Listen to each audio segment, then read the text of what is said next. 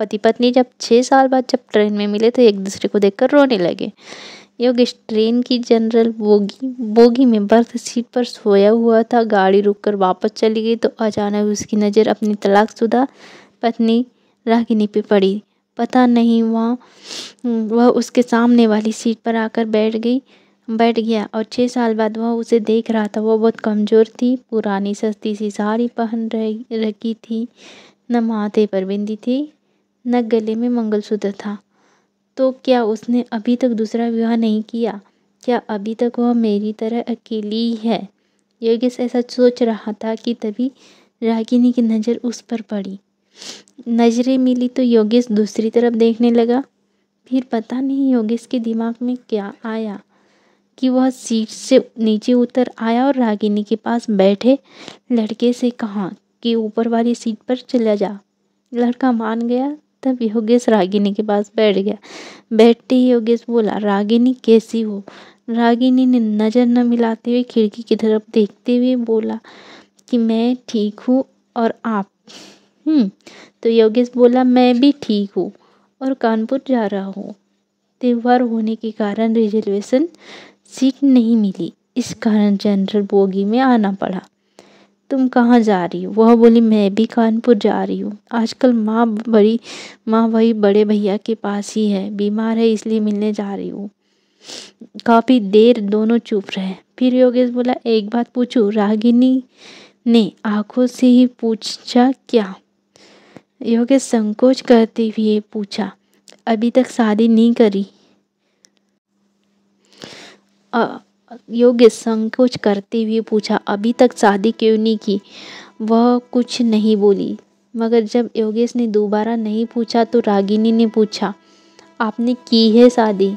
योगेश ने भी बिना बोले ना में गर्दन हिला दी। फिर काफ़ी देर तक दोनों चुप रहे, काफ़ी देर तक दोनों चुप रहे, मानो एक दूसरे को परख रहे। डिब्बे में कुल्फी बेचने वाला आ गया। योगेश बोला,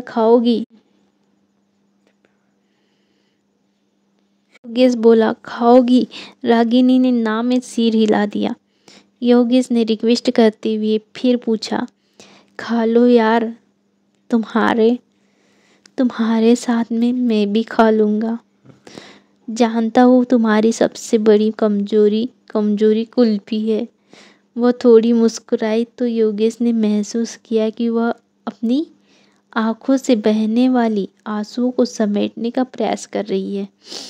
5 साल बाद उसके साथ रहा था। जब वह अपने आंसुओं को समेटने का प्रयास करती थी तो ऐसे ही मुस्कुराया करती थी। योगेश दूसरी तरफ देखने लगा तो रागिनी चुपके से अपने आंसुओं को पोंछने लगी। फिर वह सहज होकर बोली, एक शर्त पर खाऊंगी। योगेश बोला, क्या शर्त है? तो रागिनी बोली, पैसे मैं दूंगी।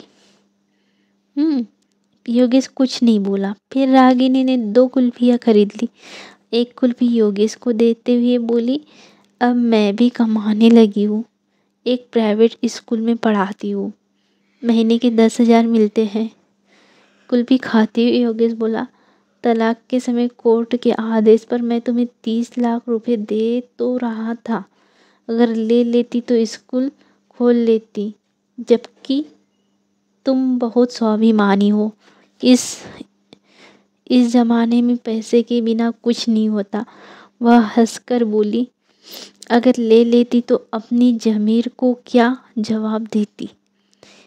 तो ये ज़मीर रोज़ कहता कि जिसे छोड़कर आई हो उसी के सहारे पल रही हो।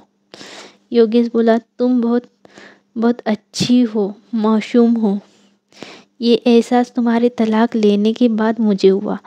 तुम यकीन नहीं करोगी, मैं बहुत बदल गया हूँ। पीना बिल्कुल छोड़ दिया, गुस्सा बिल्कुल नहीं करता। अब मैं किसी को नीचा दिखाने की कोशिश भी नहीं करता। जो तुम्हें बहुत बुरा लगता था वो सब बुरी आदतें मैंने छोड़ दी। वह उदास होकर बोली, अब क्या फ़ायदा? जब मैं मना किया करती थी तब आप मेरी एक भी बात नहीं सुनते थे। आपके कारण मैं हमेशा टेंशन में रहती थी। इसी कारण मुझे 2 बार गर्भपात भी हुआ, वरना आज मेरे भी 2 बच्चे होते। एक 8 साल का हो गया होता और दूसरा 6 साल का होता। कहकर वो रो पड़ी। बच्चों की बात पता चली तो योगेश के भी आंखों से आंसू आ गए, लेकिन वह पुरुष था तो आंसुओं को पलकों तक पहुंचने से पहले ही पी गया और बोला, कभी कभी लगता है मैं बहुत बुरा आदमी हूँ। मैंने कभी रिश्तों की कदर नहीं की है। उसी की सजा झेल रहा हूँ आज। बिल्कुल अकेला हो गया हूँ। अब माँ भी नहीं रही। माँ के होने पर रागिनी को बड़ा दुख हुआ और बोली, माँ को भली चंगी छोड़ कर आई थी, उनको क्या हो गया था इस बार। योगेश भावुकतावश अपने आंसुओं को नहीं रोक पाया और बोला, वो तुम्हें हर दिन याद करती थी, बोलती थी बहू को घर वापस ले आओ। मैं उन्हें कैसे समझाता कि तलाक के बाद बहुएं वापस घर नहीं आती। फिर दोनों के बीच चुप्पी छा गई थी। कानपुर आ गया था। स्टेशन आने वाला था। योगेश बोला, वापस कब जाओगी? रागिनी बोली, आज रात यहीं रुकूंगी, कल की सुबह की ट्रेन से वापस जाऊंगी। फिर वह खड़ी हो गई। योगेश भी खड़ा हो गया। पूछा, कितने बजे वाली ट्रेन से वापस जाओगी? रागिनी बोली, हम गरीब लोग हैं, रिजर्वेशन नहीं करा पाते, जनरल डिब्बे में सफ़र करते, इसीलिए जो भी ट्रेन मिलती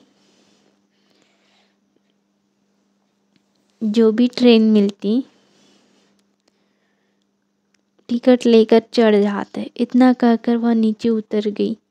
योगेश अपना सूटकेस संभालता हो उसके पीछे लपका और बोला, अगर मैं रिजर्वेशन की 2 टिकटें ले लूँ तो मुझे पता है कि तुम मेरे साथ नहीं चलोगी, लेकिन मैं तुम्हारे साथ सफ़र करना चाहता हूँ।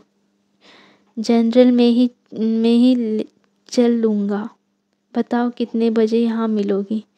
रागिनी ऑटो में बैठी हुई बोली, 9 बजे यहाँ मिलूँगी। फिर उसके देखते देखते ऑटो आंखों से ओझल हो गया। योगेश कानपुर 2 दिन के लिए आया था, मगर रागिनी के साथ पाने के लिए उसने अपना शेड्यूल बदल दिया। उसने जल्दी से अपने बिजनेस का काम पूरा किया और अगले दिन सुबह 8:30 बजे स्टेशन आ गया। रागिनी 9 की जगह 10 बजे स्टेशन पहुंची और बोली, आप अभी तक यहीं पर हो? मैं सोच रही थी कि आप चले गए होंगे। रागिनी बहुत खुश थी। बोली, माँ अब बिल्कुल ठीक है। योगेश बोला, मैं तुम्हारा भी टिकट ले आया। अब 30 रुपए के टिकट के लिए कुछ कहना मत। रागिनी हंसती हुई बोली, अभी ट्रेन आने में आधा घंटा है, चलो तब तक कुल्फी खाते हैं, पैसे मैं दे दूंगी, हिसाब बराबर हो जाएगा। इतना कहकर वह फिर मुस्कुरा दी। जब भी मुस्कुराई थी तो योगेश की नज़र उसके चेहरे पर ठहर जाती।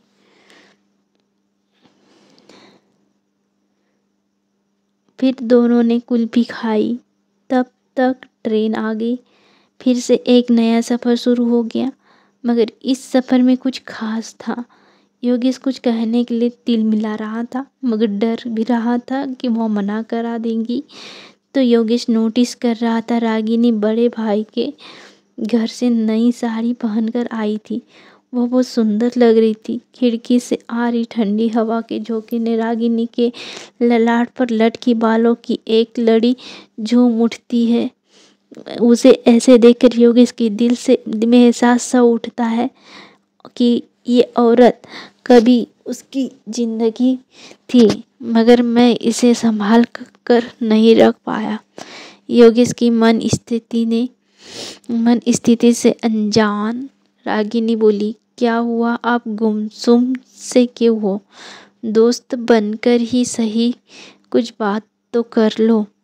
योगेश बोला, मुझे दोस्ती नहीं चाहिए।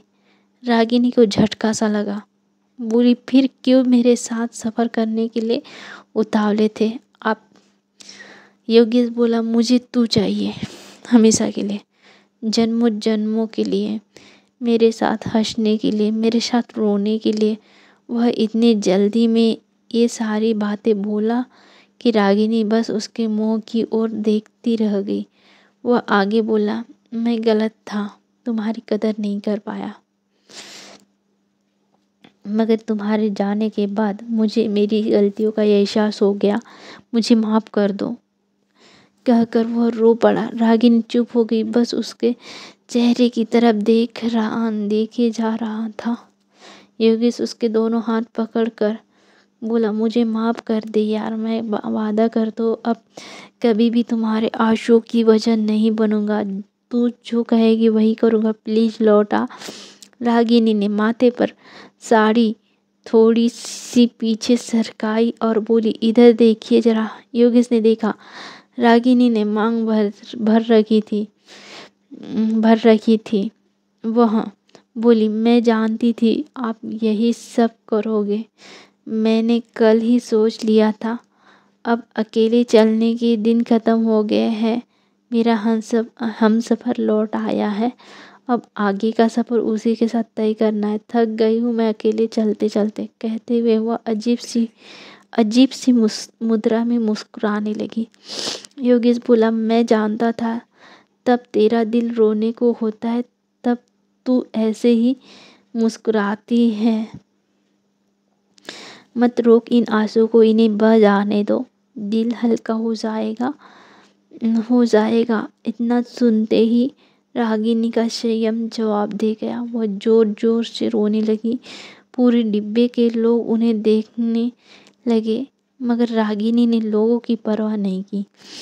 वह योगेश के कंधे पर सिर रखकर रोती रही। कुछ देर बाद रागिनी का गाँव आ गया। गाड़ी कुछ पल रुकी, फिर चल पड़ी। रागिनी को अब वहाँ उतरना ही नहीं था। जिंदगी में एक नया सफ़र फिर से शुरू हो गया। अब उसकी मंजिल मायका नहीं, पिया घर था, जो वर्षों से उसके लौटने का इंतज़ार कर रहा था। वह अब भी योगेश के कंधे पर सिर रखी थी, आंखें बंद कर मंद मंद मुस्कुरा रही थी, एक मासूम बच्चे की तरह। हाँ, थैंक यू। दोस्तों, आपको ये स्टोरी कैसी लगी, कहानी कैसी लगी, कमेंट करके ज़रूर बताइए। प्लीज़ लाइक कर, शेयर कर, चैनल को भी प्लीज़ सब्सक्राइब कर ले। धन्यवाद।